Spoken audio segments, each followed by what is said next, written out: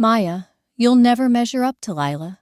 My mother's voice slid across the polished mahogany table like a blade dipped in honey. She didn't raise her tone. She never had to. Her power was in how casually she delivered her verdicts, like she was stating the color of the sky.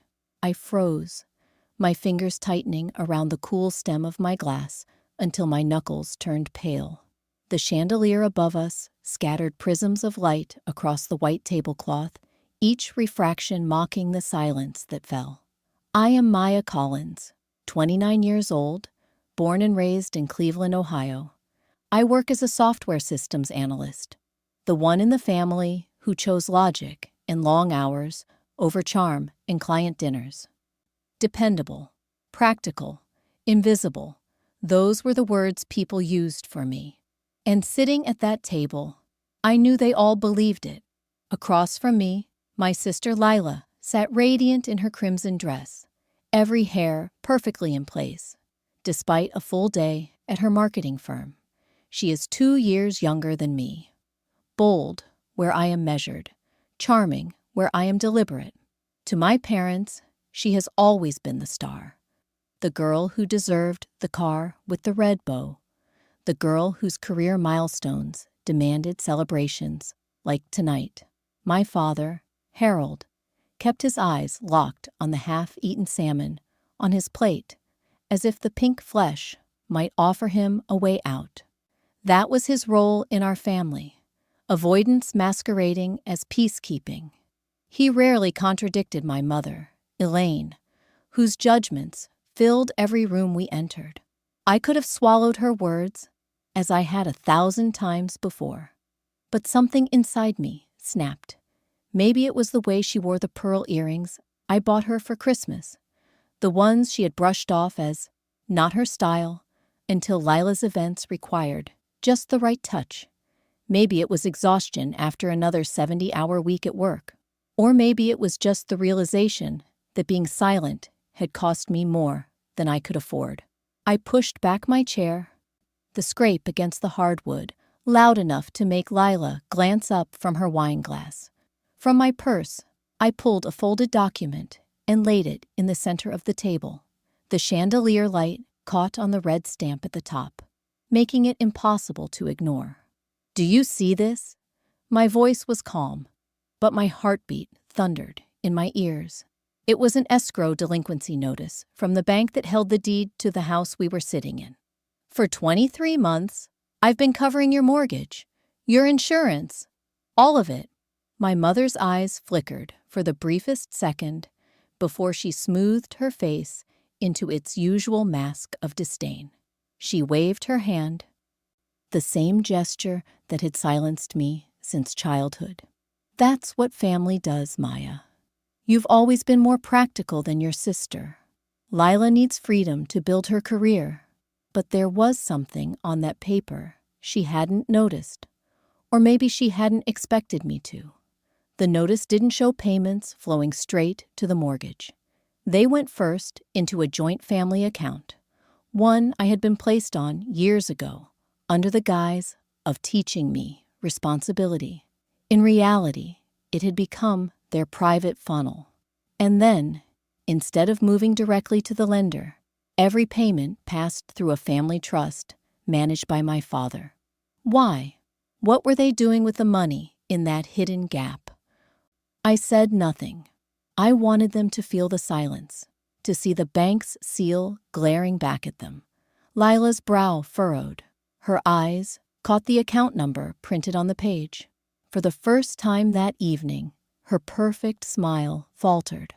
But before she could speak, my mother's hand cut through the air again. "Enough. Tonight is about celebrating your sister." Her dismissal was supposed to end the conversation. Instead, it marked the beginning. Before I go further, let me know where you're watching from in the comments below. And if you've ever had to stand up to family who underestimated your worth, hit like and subscribe, because what I'm about to share is how I finally stopped letting their story define me. That night after the dinner, I lay awake, the words still echoing. "Maya, You'll never measure up to Lila. My chest felt heavy, not just from the insult, but from the weight of years that stretched behind it. I reached for the box of old files I kept tucked under my bed, the ones I hadn't touched since moving out 3 years earlier. Something in me whispered, there was more I needed to see. As I flipped through faded papers, a memory came alive. Lila's college graduation. The sun had been bright, the driveway filled with neighbors and relatives holding cameras. Parked out front was a cobalt blue coupe, gleaming under a massive satin bow. My parents handed her the keys with tears of pride, calling it an investment in her future. That same afternoon, they handed me a small gift bag.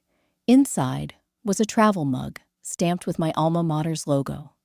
"You're already on your feet, Maya," Mom explained, as if practicality was a reward in itself. I smiled tightly, swallowed my hurt, and told myself it didn't matter. But it did. That image of the blue car and the bow never really left me. The memory sharpened my anger as I kept digging. And then I saw it, an auto-pay authorization form tucked neatly between tax statements. My own signature sat at the bottom. At first glance, it looked legitimate, but the date made my blood run cold. It was filed 3 months after I moved out. I squinted at the fine print above the header. The document had been generated on my father's office printer. My hands shook as I traced the faint pixel marks of my name. The strokes were mine, but off somehow, like a copy slightly misaligned. Then it hit me. Back when I worked part-time at the family business, HR kept scanned copies of my signature for payroll in tax forms. Anyone with access could have lifted it. It wasn't imagination. It was replication. Someone had reached into my past and stolen my consent. My throat tightened. All those months, I believed I was helping them cover temporary setbacks. All those nights, I told myself family sacrifices were noble. They hadn't just leaned on me. They had engineered the entire pipeline. My paycheck wasn't generosity. It was fuel siphoned through forgery. The next morning, I drove to my parents' house with the form in my purse. Mom was in the kitchen, circling venues in a bridal magazine while humming softly. I set the paper on the counter, my voice sharp enough to cut through the silence. "What is this?" She barely glanced at it. "That was your idea." My chest constricted. "No, I never authorized this." Her smile was thin, practiced. "Of course you did. Don't you remember? You wanted to make things easier for everyone." I stared at her, the truth slamming into me harder than the insult at dinner. They hadn't just taken advantage of my silence. They had rewritten it into consent. And standing there, I realized I was no longer holding a piece of paper. I was holding proof that my family had crossed a line they could never walk back from. By the end of that week, my hands ached from rifling through papers. But I wasn't alone anymore. Nadia, my closest friend at work, had agreed to help me untangle the mess. She was an operations analyst, detail-oriented in ways that made her the perfect ally. One Saturday morning, she spread my documents across her dining table, the wood barely visible beneath the stacks of bank statements and receipts. "Okay," she said, sliding her glasses up the bridge of her nose. "We'll start with the mortgage. You said you've tracked 23 payments?" I nodded, pointing to the highlighted columns. "Exactly 23, and everyone routed through that family account before reaching the lender. But there's more." She picked up the next folder, her brow furrowing as she skimmed the lines. "Maya, this isn't just about your parents' mortgage." She held out a crisp statement I hadn't noticed. My stomach lurched when I saw the header. It wasn't my bank. It was a premium credit card company. The account was in my name, my social security number attached. But the charges didn't belong to me. Restaurants I'd never been to. Luxury boutiques I couldn't afford. A set of payments for a spa in Scottsdale, Arizona, a city I hadn't visited since college. They opened a card with my SSN. I whispered, the words tasting like ash. Nadia leaned back, exhaling. This isn't family help anymore. This is identity theft. I pressed my palms against the table, the room spinning. 2 years I had convinced myself my sacrifices were noble, even necessary. But this wasn't sacrifice. It was exploitation, with my name stamped across the bills. We requested my full credit report that afternoon. Nadia navigated the site with calm efficiency, while my heart slammed against my ribs. When the PDF finally loaded, she scrolled slowly, line by line. And that's when the real twist appeared.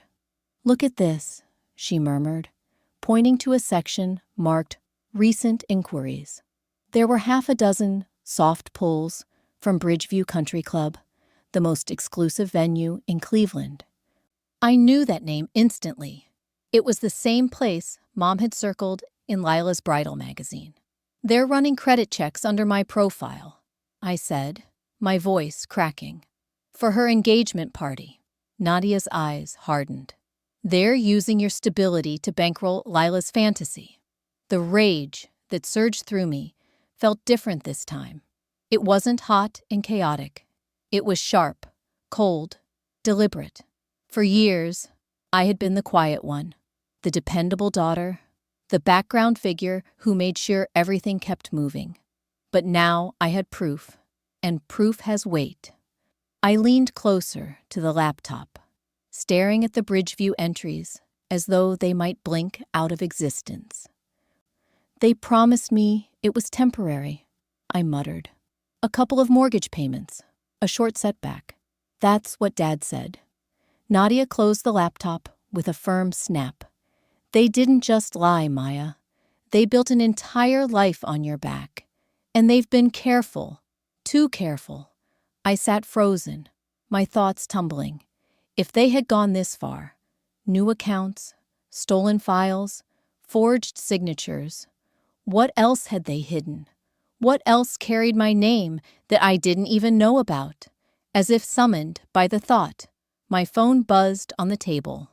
A new email notification lit up the screen. The subject line made my stomach twist into a knot so tight I could hardly breathe. "Final notice, Collections Department, past due balance." The message preview showed the last 4 digits of a card I had never applied for. The summons came on a Tuesday night. My phone lit up with a group text. My mother's words clipped and commanding. "Family responsibility meeting. Thursday, 6 p.m., attendance expected. No explanation. No choice. Just another decree." When I arrived, the dining room was staged like a boardroom. My father sat stiffly at the head of the table, Mom beside him with a neat stack of folders. Lila was perched on the other side, a bridal magazine half hidden beneath her notebook. I took the seat closest to the door, already plotting my escape. "We need to discuss contributions," Mom began, her tone brisk. "Your sister's engagement party is a major event. The country club deposit is due next week. And of course, the ring insurance needs to be upgraded. Naturally, you'll handle those." She didn't ask. She never did. She spoke as though my paycheck belonged to her, by divine right. I felt the weight of my purse at my side, the folder of documents inside it. For days, I had debated my next step, the one line of defense left to me. Quietly, I slipped out my phone and tapped into the banking app. The joint account, the very one they had used as a funnel for 2 years, was still linked under my profile. My name wasn't just decoration. I was listed as a cosigner, which meant I had rights. My thumb hovered, then pressed, freeze account. A chill ran through me as the confirmation popped up. It was legal. It was justified. But it was also nuclear. The reaction came fast. Dad's phone buzzed almost immediately, the color draining from his face. "Elaine," he whispered, holding out the screen. "The insurance premium just bounced." Mom's head snapped toward me, eyes flashing. "What did you do?" I met her stare without flinching. I stopped letting you bleed me dry. You've jeopardized this family, she hissed, her voice shaking for the first time. That premium was critical. Critical for what? I shot back. So you can throw Lila the wedding of the century while pretending your mortgage is held together by prayers. The silence that followed was broken by a new voice at the doorway. Uncle Leo, my mother's older brother, leaned on the frame, his weathered hands gripping the wood. He had been invited, apparently, as reinforcement. I think Maya deserves to know something, he said, stepping inside. His eyes settled on my mother, hard and disappointed. Remember that loan you told me was for Maya's tuition? The 10 grand you swore she needed to finish school? My breath caught. Tuition. I had worked nights at a diner to cover mine. No one had given me a dime. Uncle Leo's voice dropped, heavy with accusation. You funneled it into the trust instead. Don't shake your head, Elaine. I saw the transfer. Mom's composure cracked, her lips parting in shock before she could rebuild the mask. Dad cleared his throat, but no words came. Lila sat frozen, wide-eyed, as though the ground had tilted beneath her. The truth didn't sting anymore. It burned. Every memory of late-night shifts, every sacrifice, every dollar scraped together while they siphoned money in my name. Suddenly, it all made sense. And then, like the final nail in a coffin, the doorbell rang. Dad rose quickly, grateful for the interruption. A courier handed him an envelope, his brows knitting as he scanned the page. It's from the lender, he muttered, his voice flat. They're scheduling an occupancy inspection. The room went still. An inspection meant the bank had flagged their account, suspicious of the irregular payments. It meant their carefully constructed facade was about to crumble. And for the first time in years, I didn't feel fear. I felt something dangerously close to relief. The restaurant was buzzing when I walked in, the hum of conversation bouncing off glass walls in polished silverware. A long table stretched across the private dining room, lined with relatives who had come to celebrate Lila's engagement. My mother was at the far end, her pearls gleaming under the soft lighting. Lila sat at the center, radiant in cream silk, the undisputed star of the evening. I tightened my grip on the leather portfolio tucked beneath my arm. Inside were weeks of work, reconciled statements, transfer confirmations, and a forensic timeline Nadia had helped me build. Every number was cross-checked, every lie translated into black and white proof. I took the seat across from my sister. For a moment, the room blurred. Waiters pouring champagne, aunts clinking glasses, my mother laughing too loudly. I barely noticed. All I could see was the stack of truth I was about to unleash.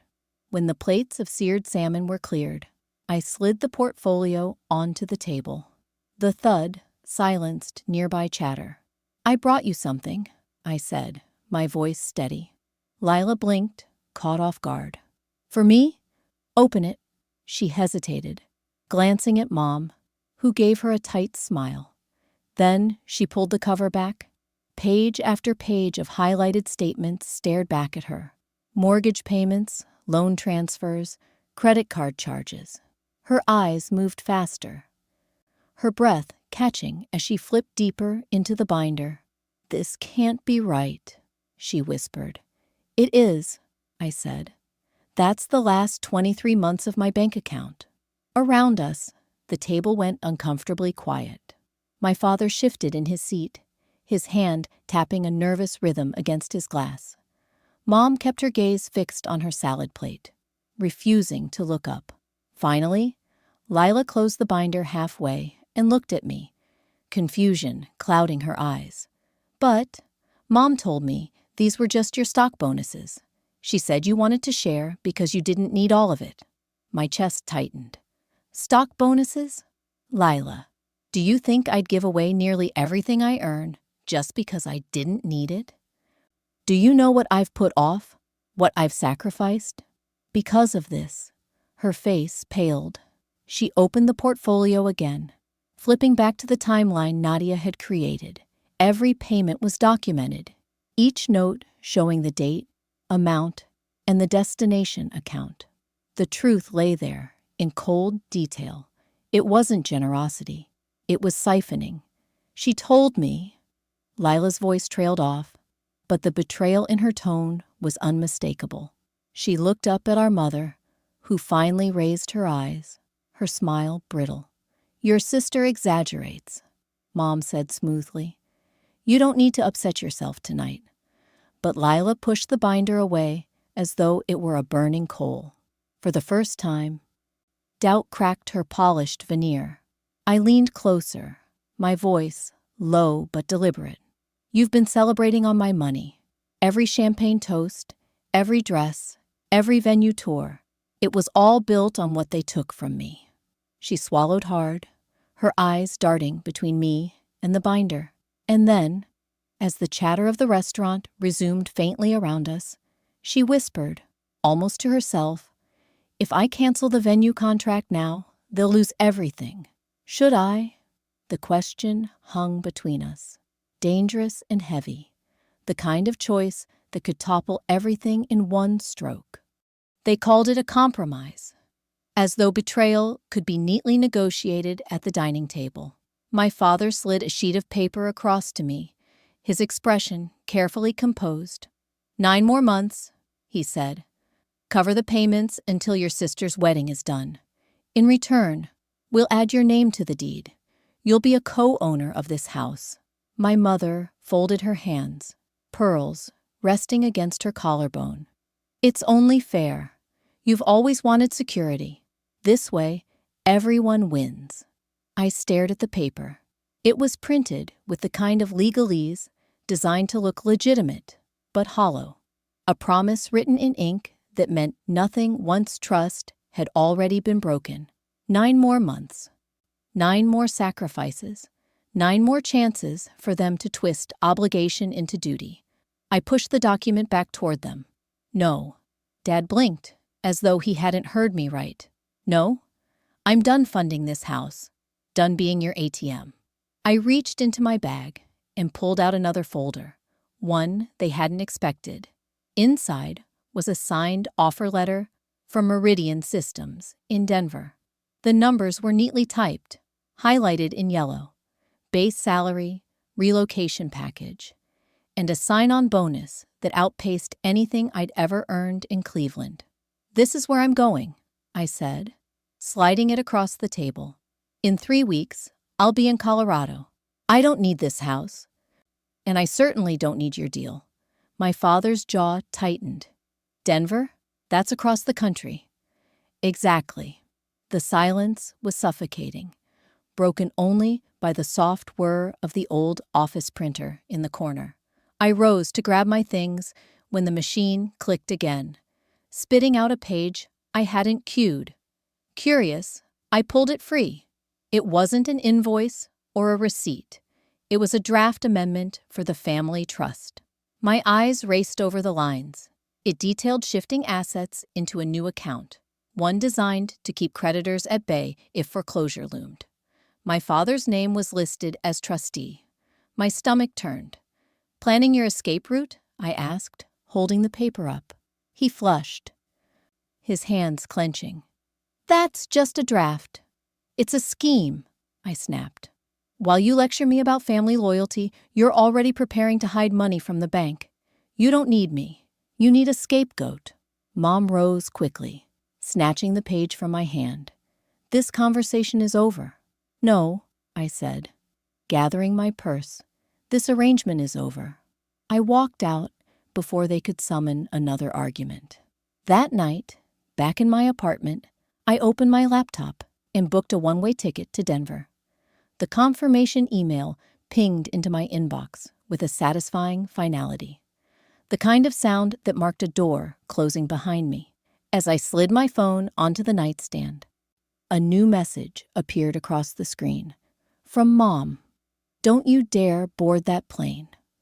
The words glowed in the dark, equal parts threat and plea. For the first time in years, I didn't feel fear reading them. I felt free. The knock on the door came just after 9 a.m. A man in a navy jacket stood on the porch, clipboard in hand, his ID badge catching the light. "Bank inspection," he said, his tone professional but firm.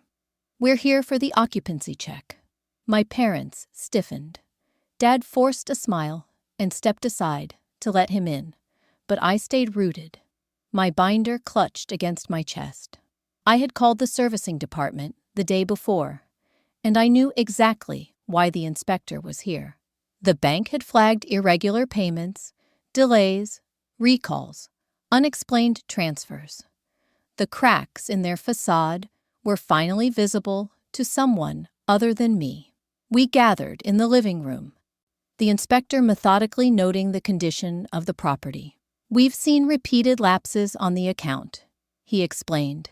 "Before we escalate, we need to verify residency and review payment trails." "That won't be necessary," Mom said quickly, her voice sweetened to its most practiced charm.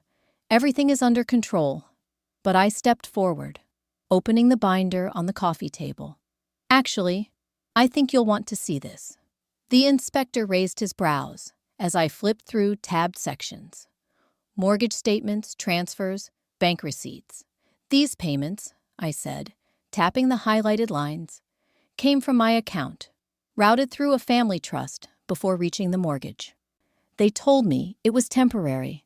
"It's been 23 months. Dad's face flushed crimson. Mom crossed her arms, pearls glinting under the light. "You're making a scene," she hissed. But the inspector leaned closer, scanning the documents. "This explains the discrepancies."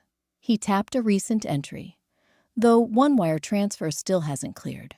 "Your parents insisted they sent it last Friday. Our records show otherwise." Mom straightened, her tone icy. "That's impossible. We initiated it ourselves." The inspector pulled out his tablet, fingers scrolling. "Actually, no. The transfer was recalled within the same-day window. Request filed under your name, Mrs. Collins." The room froze. My father turned slowly toward her, his voice low. "Elaine, what did you do?" "I protected us," she snapped. "The bank doesn't need every detail. Some things are better kept out of their hands." But the inspector's expression hardened. "A recall at this stage raises serious red flags. We'll have to escalate." I watched the realization flicker across Dad's face, the collapse of every excuse they had built. Before I could speak, a ping echoed from my phone. A new alert from my banking app. My eyes widened. Incoming wire deposit, $2,800. The note read simply, "For the overdue bill. Lila." I looked up, stunned.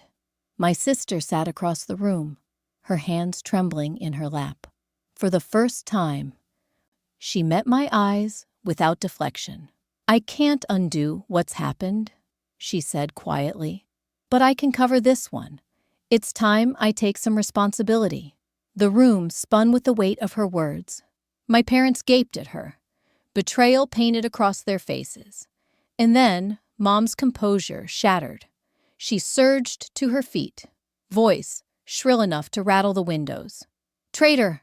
she screamed, her finger stabbing the air between us. "Both of you, if you think you've won, think again. I'll sell this house off-market before the bank ever lays a hand on it." Her threat hung in the air, sharp and desperate, as if burning the entire structure to the ground was preferable to admitting she had lost control. The morning my plane touched down in Denver, the air felt thinner, crisper, like it had been filtered through a sieve and left only the essential. I rolled my suitcase across the terminal floor with a strange lightness in my chest. For the first time in years, I was traveling toward something instead of running from it. My new apartment was modest, a one-bedroom on the 4th floor of a brick building that smelled faintly of cedar and fresh paint. From the balcony, I could see the outline of the Rockies rising in the distance, jagged and unyielding. I stood there that first night, the city lights twinkling below me, and let myself breathe. No mortgage notices, no frantic calls, no guilt dripping through every decision, just possibility. Meridian Systems welcomed me with open arms. The job was everything the offer letter had promised: a higher salary, a sign-on bonus, and a team that valued the quiet precision I'd always been told made me dull. In Cleveland, my practicality had been a flaw. Here, it was my strength. Within weeks, I was leading client projects. My ideas no longer filtered through the prism of, what would Lila do? I even joined a hiking group, something I never would have dared when every dollar of gas money felt like it belonged to someone else. Meanwhile, word drifted in from Ohio. My father had begun attending financial literacy sessions run by a local nonprofit. He admitted to Uncle Leo that he had never really understood money. He had simply handed it to Mom and trusted her to manage it. That blind trust had been as corrosive as any lie. Lila took steps I hadn't expected. She canceled the country club contract, swallowing the humiliation of explaining to her friends why the wedding of the century was no longer happening. More than that, she quietly repaid the balance on the fraudulent credit card that had been opened in my name. When the statement arrived, with paid in full stamped across it, I sat at my Denver kitchen table and cried. Not because it fixed everything, but because it was the first time she had shouldered a burden instead of passing it to me. Mom, though, was unchanged. Defiance was her armor, denial her shield. Through Uncle Leo, I heard that she called me ungrateful, that she told neighbors I had abandoned the family for money. She sent messages, some clipped and businesslike, some dripping with venom, but I didn't respond. I had made one condition clear. Before any conversation, I required a written acknowledgement of wrongdoing. Not an apology smoothed with excuses. Not a half-hearted promise to do better. A statement in her own handwriting, admitting what she had done. To this day, it hasn't arrived, and so the distance remains. I have dinner with new colleagues in Denver who laugh too loudly and pass me bowls of spicy noodles. I hike switchback trails where the air burns my lungs but clears my head. I sip coffee with neighbors who ask about my day without calculating how much of my paycheck they might request. Slowly, I build a life that is mine, yet the controversy lingers. At times, I wonder, did I go too far when I froze the joint account? Was it fair to let the insurance premium bounce, knowing it could cause collateral damage? Some argue it was harsh. Others say it was overdue. The debate plays in the comments of my story, in whispered phone calls with Uncle Leo, even in my own mind late at night. But here's the truth I've come to accept. Sometimes love looks like sacrifice, but sometimes it looks like boundaries drawn in steel. My parents taught me one version, but life forced me to learn the other. If choosing yourself means someone else finally looks in the mirror, is that cruelty or the first honest act of love you've ever given to yourself? I leave that question hanging because maybe the answer isn't fixed. Maybe it shifts depending on who you ask, on where you stand. What I know is this: my career thrives. My debts shrink, and my smile feels less like a mask and more like a choice. I am no longer the background daughter, no longer the convenient workhorse. I am Maya Collins, and for the first time, my life is not a ledger filled with other people's debts. Family should never be built on exploitation, but on respect, reciprocity, and truth. Sacrifice loses its meaning when it is demanded instead of offered. By stepping away, I discovered that love without boundaries is not love at all. It is servitude, true love, whether from family or chosen kin, does not drain you dry to keep others afloat. It supports, it uplifts, and it allows space for each person to grow. Forgiveness may come in time, but it should never cost your freedom. Boundaries are not walls. They are doors you choose when to open. And once I learned to close mine, I found something better on the other side. Dignity, independence, and a future shaped not by obligation, but by choice.